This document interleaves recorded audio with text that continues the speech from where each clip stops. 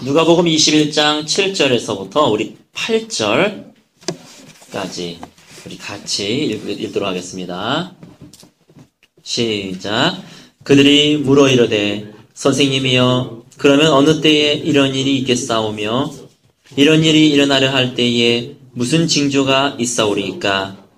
이르시되 미혹을 받지 않도록 주의하라. 많은 사람이 내 이름으로 와서 이르되 내가 그라하며 때가 가까이 왔다 하였으니 그들을 따르지 말라. 아멘. 세상의 종말이 다가올수록 많은 미혹된 영들이 풀어날 것이다 라고 주님은 말씀하고 계십니다. 우리 누가복음 21장 7절 8절에 보면요, 제자들이 물었습니다. 선생님이여 어느 때에 이렇게 종말의 징조가 오겠으며 이렇게 이런 일이 일어날 때에 무슨 징조가 있사오리이까? 그러자 주님께서 말씀하세요. 8절. 미혹을 받지 않도록, 즉 속지 않도록 조심하라. 많은 사람이 내 이름으로 올 것이다. 이렇게 말씀하고 계세요. 여기서 예수의 이름으로 온다는 것은요, 많은 사람이 내가 예수님이 보내신 사람이다. 내가 진짜다. 예수님이 나를 보내셨다. 그렇게 온다는 것입니다. 주님께서 나를 보내셨다 하면서 예언하는 것을 말합니다. 또 여기 보면은요, 내 이름으로 와서 이르되 또 내가 그라. 어떤 사람은 심지어 이만희 씨 같은 사람, 내가 재림 예수다 이런 사람 있죠. 신천지에 가는 사람들 보면 참 이해가 되다가도 안 됩니다. 어떻게 성경을 가지고 연구한다면서 내가 예수다 이거 믿지 말라고 했는데, 재림 예언들이 그동안에 많이 있었어요. 1800년도 초반에도 정확한 연도는 기억이 안 나지만은 거기에 예수님이 오시게 될 것이다. 그래서 많은 사람들이 다 집도 팔고 돈도 팔고 가난한 사람들 다 나눠주고 거기까지 좋았는데 예수님이 안 오셨죠. 그러자 그 교단에서는 예수님이 연기하셨다. 그래서 2년 후로 연기가 됐다. 2년 후에 또 모였어요. 역시 안 오셨죠. 예수님이 또 1년 후에 연기가 됐다. 역시 안 오셨습니다. 그래서 역사를 보면은 제1차, 2차 대각선 운동이 1800년도 초반에 일어났지만 이 2차 대각선 운동의 불이 꺼진 이유가 바로 이 사람들 때문이에요. 재림파들. 그때 아주 떠들썩했었거든요. 온 세계에 떠들썩하고. 그런데 오질 않았습니다. 그들은 종말론에 대해서 너무 무지했기 때문입니다. 우리가 종말론에 대해서 알아야 하는 이유는요, 미혹되지 않기 위해서, 속지 않기 위해서입니다. 그러면 예수님이 뭘 속지 말아라고 하셨는지를 우리가 그 다음에 보고 싶은 마음이 있는 거예요. 미혹되지 말아라. 1992년에도요, 우리나라에 재림한다. 그랬을 때에 역시 오지 않았지요. 최근에는 홍모모 전도사 그래가지고 2014년 12월 14일에 한국전쟁이 일어나게 될 것이다. 막 떠들썩했었잖아요. 유튜브에. 그런데 역시 오지는 않았습니다. 거기다가 잠깐 접어두시고요. 신명기 18장 22절을 보겠습니다. 앞으로 미혹의 영이 더 풀어질 겁니다. 성경에 보면 어떻게 해서든지 믿는 자들까지도 사단이 미혹시키려고 할 것이다. 이런 구절이 쓰여져 있죠. 자, 예수님이 뭐라고 말씀하셨는지를 우리가 이제 살펴볼 건데, 그 전에 신명기 18장 22절 거기 보면은 선지자 분별법이 있습니다. 예언자 분별법. 우리 한 목소리로 같이 읽겠습니다. 시작. 만일 선지자가 있어 여호와의 이름으로 말한 일에 증언도 없고 성취함도 없으면 이는 여호와께서 말씀하신 것이 아니요 그 선지자가 제 마음대로 한 말이니 너는 그를 두려워하지 말지니라. 아멘. 자, 여호와의 이름으로 아무리 자기가 왔다고 생각하고 자기 진짜라고 얘기하더라도 자기가 말한 것에 대한 증언, 무슨 얘기냐면 자기가 예언한 것이 검증이 돼야 된다는 것이에요. 그 사람이 아무리 뭘 예언했다 하더라도 그 사람이 과거에 무슨 예언을 해서 어떻게 알아맞혔느냐를 보지 않은 이상 그 사람을 믿을 수가 없다는 것입니다. 일어나지도 않았고 예언이 성취되지도 않았다면 그 사람의 말은 믿을 수가 없는 것이죠. 홍모모 전도사가 12월 14일에 뭐 전쟁이 일어난다 했을 때 홍 전도사가 뭘 예언을 성취했느냐? 하지만 그 사람이 파급 효과는 상당히 컸습니다. 막 강사로도 막 초청하고요. 난리도 아니었었어요. 집회 열고 돌아다니고. 왜 사람들이 이렇게 미혹이 됩니까? 성경을 모르기 때문에. 그냥 뭔가 그냥 막연한 두려움 속으로 또 뭔가 있겠지. 그래서 우리는 그런 예언자의 분별법을 가지고 우리 하나님께 확실히 검증을 이 예언자가 정말인가 하고 봐야 되는 것입니다. 예전에 장경돈 목사님이 그런 말씀을 하셨어요. 예를 들자면 예수님이 2014년 12월 14일에 오신다. 이렇게 예수님이 말씀하셨다면은 정말 예수님이 그날 오시려다가도 그 전날이나 그 다음날 오셔야 한다. 왜냐하면 성경에 의하면 그 시와 때는 아무도 알지 못한다. 이 말을 성취하기 위해서는 그 전날에 오시든지 그 다음날에 오시든지 해야 된다는 거예요. 그날은 어떤 일이 있어도 오시면 안 된다는 거예요. 심지어 예수님도 그 때를 모른다. 본인이 언제 재림하실지 그 때를 모른다. 오직 하나님만 하신다. 이렇게 되어 있습니다. 자, 우리 다시 누가복음으로 넘어오겠습니다. 누가복음 21장 9절. 자, 이제 예수님이 말씀하시는 거예요. 이제 예수님의 말씀을 들어봅시다. 21장 9절. 같이 읽겠습니다. 시작. 난리와 소요의 소문을 들을 때에 두려워하지 말라. 이 일이 먼저 있어야 하되 끝은 곧 되지 아니하리라. 아직 끝난 게 아니라는 거예요. 주의해라. 난리, 소요, 소문, 이건 전쟁을 얘기하는 거예요. 표준 세번역에 보면 전쟁과 난리 이렇게 되어 있죠. 전쟁이 일어날 것이다. 난리가 일어날 것이다. 이런 소문을 들었을 때에 예수님이 이제 곧 온다. 이 말 믿지 말라는 것이에요. 아직은 때가 아니다. 아직은 때가 아니다. 이 일이 먼저 있어야 돼. 이 일은 반드시 일어난다. 하지만 끝은 아니다. 예수님이 전쟁이 일어나고 막 이럴 때 재림 안 하신다는 거예요. 아직 멀었다는 거예요. 아까 말씀드렸던 그런 어쩌고 거기에 연결되어 있는 사람들 보면은 막 내일이라도 예수님이 오실 것 같아요. 막 그렇게 표현을 해요. 예수님이 정확하게 성경에 미혹되지 말라라고 써놨음에도 불구하고 그대로 나타나는 것을 봅니다. 막 내일 모레라도 막 예수님 재림 안 하면 큰일 날 것 같아요. 그래서 우리는 막 오늘 준비를 하고 난리를 쳐야 돼요. 사단이 그렇게 미혹되는 것이죠. 자, 이때에 첫 번째 우리가 해야 될 것은 어떠한 얘기를 듣든지 간에 두려워하지 말아라. 이것이 바로 우리 믿는 자들, 특히 이 메시지를 듣는 자들에 대한 하나님의 특권인 것입니다. 세상 사람들은요, 두려워하게 되어 있어요. 아무것도 모르거든요. 뭔 일이 벌어지고 있는지. 하지만 우리는요, 무슨 일이 벌어지는지, 왜 지금 전쟁이 일어날 수밖에 없는지, 전쟁은 일어나야 되는 거죠. 이 일이 먼저 있어야 하되 이렇게 되어 있어요. 하지만 너희는 두려워하지 말아라. 하지만 끝은 아니다. 자, 이 두 가지를 우리가 9절에서 메시지를 얻을 수 있습니다. 10절에 보면은요, 또 이르시되 민족이 민족을, 나라가 나라를 대적하여 일어나겠고, 큰 전쟁들이 일어날 것에 대해서 주님 말씀하고 계시죠. 11절에 이제 자연재해가 나타날 거예요. 곳곳에 큰 지진과 기근과 전염병이 있겠고, 자, 세 가지입니다. 첫 번째, 전쟁, 이런 것들이 일어나게 될 것이고, 난리. 두 번째, 자연재해가 일어나게 될 것이고, 이제 세 번째, 또 무서운 일과 하늘로부터 큰 징조들이 있으리라. 즉, 천체에 무서운 일들이 일어나게 될 것입니다. 천체가 변하게 될 거예요. 자연재해, 이건 지구에 대한 거죠. 천체는 우주에 대한 것이죠. 그러나 첫 번째 말씀 여러분 기억하시기 바랍니다. 두려워하지 말아라. 두려워하지 말아라. 아마 일반 사람들은요, 막 지진이 확 일어나는 거 보면은 기절 초풍할 거예요. 돌아가실 거예요. 더군다나 천체가 막, 이건 지구가 자전축이 막 돌아가고 이러면은 정말 곤란한 겁니다. 근데 우리는요, 미리 예방주사를 맞는 거죠. 두려워하지 말아라. 12절에 보면은, 그러나 또 있어요. 이 일 전에 일어나야 될 일이 또 있어요. 이 모든 일 전에 이 나의 이름으로 말미암아 너희에게 손을 대어 박해하며 회당과 옥에 넘겨주며 임금들과 집권자들 앞에 끌려가게 되리라. 즉 다시 말해서 천체에 무서운 일이 일어나기 전에, 천체가 변하기 전에 먼저 박해가 있을 것이다라고 주님은 말씀하고 계십니다. 여러분, 이 시나리오를 우리가 잘 알고 있어야지 돼요. 지금 예수님 내려온다 말이 안 돼요. 지금 뭐 달이 변합니까? 해가 변합니까?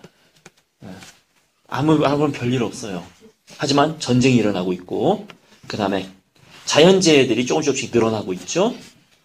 제가 작년 12월 달에 설교했던 것처럼 마치 그 임산부가 진통 시기가 점점 빨라지는 것처럼 옛날에는 몇백 년마다 한 번에 있었던 자연재해가 지금은 10년에 두세 번이 있습니다.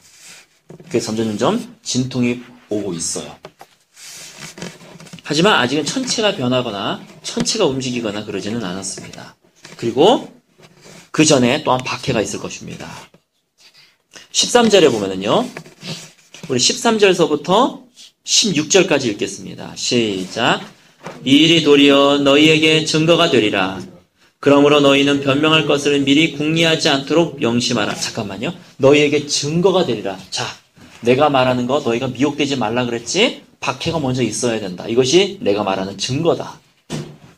아직 세상 끝이 아니다. 자, 15절, 16절 시작. 내가 너희의 모든 대적이 능히 대항하거나 변박할 수 없는 구변과 지혜를 너희에게 주리라. 심지어 부모와 형제와 친척과 벗이 너희를 넘겨주어 너희 중에 몇을 죽이게 하겠고. 자, 보세요. 너희를 죽이게 하겠고가 아니라 너희 중에 몇 명을 죽일 것이다. 그러셨어요. 제가 보기에는 이 죽을 사람은 주님이 가르쳐 주실 것 같아요. 여러분 죽을 염려 없으니까 걱정하지 마세요. 죽을 사람은 하나님이 미리 가르쳐 주셨어요. 순교할 사람은요. 근데요, 하나님이 뭐라 그러시냐면 몇 명을 죽일 것이다. 몇을 죽일 것이다. 그러나 17절, 18절에 보면은요, 시작. 또 너희가 내 이름으로 말미암아 모든 사람에게 미움을 받을 것이나 너희 머리털 하나도 상하지 아니하리라. 아멘. 많은 사람들은요, 머리털 하나도 상하지 않을 것이에요. 박해가 온다 할지라도. 이건 믿는 사람을 얘기하는 거죠. 많은 믿는 사람들 중에서는요, 몇몇은 순교를 당할 겁니다. 그러나 많은 사람들은 머리털 하나도 상하지 않게 될 것이에요. 그래서 저는 순교할 사람들은 하나님이 미리 마음의 준비를 시켜주시고 말씀하시라고 봅니다.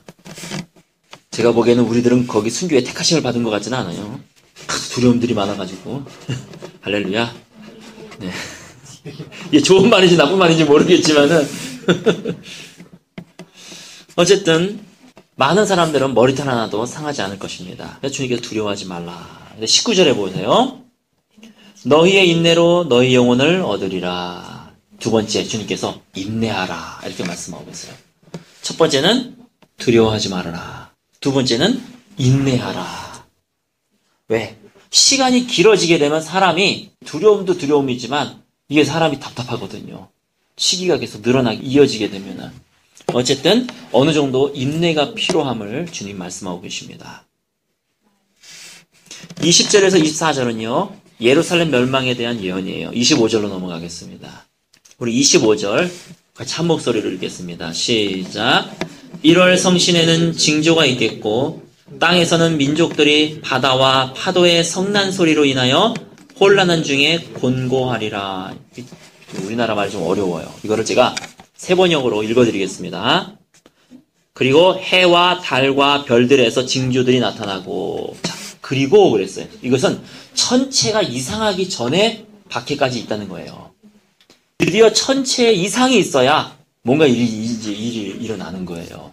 해와 달과 별들에서 징조들이 나타나고 땅에서는 민족들이 바다와 파도의 성난 소리 때문에 얼쩔 줄을 몰라서 괴로워할 것이다. 얼쩔 줄을 몰라 하는 거예요. 사람들이 두려움 속에서 괴로워할 것이다. 26절 같이 읽겠습니다. 사람들이 세상에 임할 일을 생각하고 무서워함으로 기절하리니 이는 하늘의 권능들이 흔들리겠음이니라. 사람들이 왜 무서워하고 기절합니까? 자연재해도 자연재해인데요. 이거 막 지구 자전축이 움직인다고 생각해 보세요. 이건 뭐 기절하는 거예요. 뭐 예를 들면은 해에 갑자기 3분의 1 빛이 확 사라지고 달이 3분의 1 빛이 확 사라지고 달이 빨갛게 되고 하늘의 권능들이 흔들리기 때문에 사람들이 무서워하고 기절한다는 것입니다. 27절 28절 시작. 그때의 사람들이 인자가 구름을 타고 능력과 큰 영광으로 오는 것을 보리라. 28절입니다. 이런 일이 되기를 시작하거든 일어나 머리를 들라 너의 속량이 가까웠느니라 하시더라. 아멘. 자, 이제 구원받은 사람과 구원받지 않은 사람은 이 천체가 흔들릴 때에 완전히 극명하게 나타나는 것입니다. 그때 주님은 세 번째 말씀하세요. 천체가 흔들리거든 일어나 머리를 들어라. 기뻐하라라는 것입니다. 드디어 그때 예수님이 임하시게 될 것이다. 그리고 너희를 구원시키실 것이다. 이것입니다. 우리 그리스도인들은요, 오히려 그땐 기쁜 거예요. 드디어 이제 주님이 오시는구나. 드디어 주님이 임하시는구나. 자, 34절 보십시오. 이제 주님께서 당부의 말씀이 있으십니다. 34절. 시작. 너희는 스스로 조심하라. 그렇지 않으면 방탕함과 술 취함과 생활의 염려로 마음이 둔하여지고 뜻밖의 그날이 덫과 같이 너희에게 임하리라. 자, 여기서 지혜로운 다섯 처녀와 미련한 다섯 처녀가 분리되어 있는 것입니다. 너희는 조심해라. 아예 비그리스도인들은요, 조심하라 이거 자체도 몰라요. 비그리스도인들은. 누구에게 하는 말입니까? 조심하라는 얘기는요? 우리 그리스도인들에게 하시는 말씀이에요. 우리 그리스도인. 뭐 마태복음이 어떻고 누가복음이 어떻고 불신자들은 몰라요. 아무것도 몰라요. 그럼 조심하라 이 책을 읽는 사람은 믿는 사람들이에요. 지혜로운 다섯 처녀, 미련한 다섯 처녀도 다 믿는 사람들이에요. 자, 방탕하지 말아라. 술 취하지 말아라. 생활의 염려로 마음이 둔하여지고 그랬는데요. 좀 뉘앙스가 좀 약해요. 마음이 짓눌리지 않게 하고 이런 뜻이. 짓눌리지 않게 하고 생활의 염려로. 여러분 모든 염려를 다 주께 맡겨버리라 주님께서 말씀하셨어요. 지금 수많은 사람들이 하나님하고 친해져야 될 시간에 자기 삶의 염려로 바쁩니다. 하나님과 가까워져야 될 시간에 이 시점에 여러 가지 이유와 합리적인 것을 가지고 주님으로부터 멀어져 가요. 주님께서 그거를 지금 말씀하고 계시는 거예요. 생활의 염려로 마음이 둔해진다. 생활의 염려 때문에 너의 마음이 짓눌려진다. 그렇게 하지 말아라. 너희는 이때에 바로 모이기를 힘써라. 이때에 바로 주님 앞에 가까이 와라. 그렇지 않으면 덫과 같이 너에게 임하리라. 즉 덫이 확 걸리듯이 그 날이 너에게 확 임하게 될 것이다. 모른다는 것입니다. 수많은 1200만 명 그리스도인이었다가 지금 600만 명 이렇게 생각하죠? 600만 명이 10년 사이에 떨어져 나갔어요. 그런 것 같아. 근데 교회를 다니고 있는 사람들마저도 지금 점점 경제는 어려워진다, 뭐가 어쩐다 해가지고 예배드리기를 소홀히 하고 있어요. 얼핏 들어보니까 여의도 순복음교회 최자실 기념관 오살립기도원 사람들이 안 와가지고 이게 지금 사람들이 경제가 어렵다 한 거 그까지 이해가 되는데 그 염려에 짓눌려가지고 하나님을 찾지를 않아요. 기도를 하지를 않아요. 예배를 드리지를 않아요. 우리 35절 36절을 보십시오. 35절 읽겠습니다. 시작. 이날은 온 지구상에 거하는 모든 사람에게 임하리라. 36절. 이러므로 너희는 장차 올 이 모든 일을 능히 피하고 인자 앞에 서도록 항상 기도하며 깨어있으라 하시니라. 자, 네 번째예요. 피할 수 있다는 것이에요. 당연하죠? 너희들은 피할 수 있다는 거예요. 근데 항상 기도하며 깨어있으라. 시대의 징조를 읽어라. 항상 기도해라. 그래야지 너희 영이 깨어있을 수 있다. 영이 죽은 사람들은요. 영이 점점 예수님하고 멀어지면 영이 점점 죽어가잖아요. 우리 그리스도인들 믿었다가 지옥 가는 사람들 보면은 영이 점점 죽어가는 거예요. 요새는 교회도 잘 선택해야 되고 영을 잠들게 하는 자기 영은 죽어가고 있는지 어쩐지도 모르게 서서히 죽어가는 영들 많이 있습니다. 또한 자기의 생활에 그래서 주님께서 천국잔치를 마련했을 때 나는 소도 팔아야 되고 뭐 장가도 가야 되고 초청했을 때 다 자기 이유가 있잖아요. 집도 새로 사야 되고 그러자 주님께서 초청했던 거를 취소하시잖아요. 그것이 바로 자기 세상에 매달려가지고 주님 앞에 가까이 오지 못하는 결과들인 것이죠. 그래서 우리는 어떻게 해야 됩니까? 이럴 때일수록 항상 기도해야 된다. 항상 기도해야 된다. 그리고 항상 깨어 있어야지 된다. 그래서 영이 죽은 사람들은요. 아무리 말해도 못 알아들어요. 되게 신기해요. 아무리 말해도 못 알아들어. 예를 들면은 야고보서가 얘기한 거는 너가 믿음이 있다면 그것이 행위로 나타나야지 진정한 믿음으로 인식이 된다. 그러면은 못 알아들어요. 그걸. 그럼 행함으로 구원받는다는 얘기 아니냐? 아니 그 얘기가 아니고 너의 믿음을 검증하라는 얘기야. 너의 믿음이 행위로서 나타나야 정말 그것이 너 믿음이란 얘기야. 믿으면 가는 거 아니야? 이게 말이 안 통하는 거예요. 아무리 시대적인 징조에 대해서 얘기를 해줘도 깨어서 기도하라 그래도 기도 안 해요. 기도 안 해요. 깨어있지도 않아요. 그냥 먹고 살기에 바쁘고 그냥 자기 또 염려 걱정에 바쁘고 그냥 바쁘게 살아가는 겁니다. 저도 오살리 기도원이 그렇다는 얘기 듣고 깜짝 놀랐어요. 김윤희 사님도 오살리 기도원 가보셨었죠? 집회 한 번 들어가려면 줄 서서 들어갔었고 10년 전만 해도 밥 한 번 먹으려면은 줄 서가지고 밥 먹어야 됐고 정말 사람들이 바글바글 해가지고 그 전에 미리 예약하지 않으면 잠자리도 없고 2층 침대예요. 그냥 2층 침대고 감옥소 같아. 그냥 방 하나에 침대가 막 여러 개 있고 그게 다 2층 침대예요. 거기 사람들 다 들어넣어서 자고 예배드리고 일도 안 하나 봐. 낮에도 그렇게 사람들이 많고 다 기도하고 기도를 한번 하려면은요 미리 사전 예약해서 표를 받아야 돼요. 기도굴이 없어. 그래서 정말 어렵게 기도하고 추운 데는 막 대책도 없고 그런 시절이 10년 전이었었는데 그런 얘기 듣고 야 지금 상당히 많은 사람들이 지금 미혹이 되고 있다. 주님께서 말씀하신 4가지는 이것입니다. 첫 번째 두려워 말아라. 두려워 말아라. 두 번째 인내해라. 그리고 세 번째 천체가 움직이거든 구원이 가까운 것이다. 일어나 너의 머리를 들고 기뻐해라. 네 번째, 그러면 그걸 다 알아차리려면 항상 기도하고 깨어있어라. 여러분 주님이 말씀하신 거 다 이해가 되십니까? 내일 예수님 오신다고 믿을 거예요? 에이, 이상하죠, 그쵸? 내일 오실 리가 없어요. 해 멀쩡하게 내일도 뜨는데 뭘. 그리고 아직 성경에서 말씀하신 그런 천재지변도 그렇다고 이 시기가 멀었다 그 뜻은 아니지만 진통이 점점 가까우고 있으니까요. 우리가 지금서부터 항상 깨어서 늘 깨어있으라 잠들지 말아라 주님과 동행하라. 그래서 항상 깨어있는 저와 여러분 되시기를 예수님 이름으로 축원합니다. 제가 요새 조금 이건 딴 얘기지만 좀 배우고 있는 게 어느 순간서부터인가 하나님이 항상 기뻐하라 쉬지 말고 기도하라 범사에 감사하라 이는 너희를 향하신 하나님의 뜻이니라. 그래서 제가 좀 곰곰이 생각해 보니까 목회하라 이런 게 없잖아요. 물론 성경 전체 속에 제자를 삼으라 속에 다 들어가 있지만은 오히려 내가 사역하고 오히려 지금 제 입장에서 얘기하는 거예요. 전도하고 목회하고 하는 것보다 기뻐하고 감사하는 걸 하나님 더 원하시겠다. 그런 생각이 드는 거예요. 이거 하지 않겠다 그런 뜻이 아니라 내가 먼저 기뻐하는 법을 알아야 된다. 내가 먼저 감사하는 법을 알아야 된다.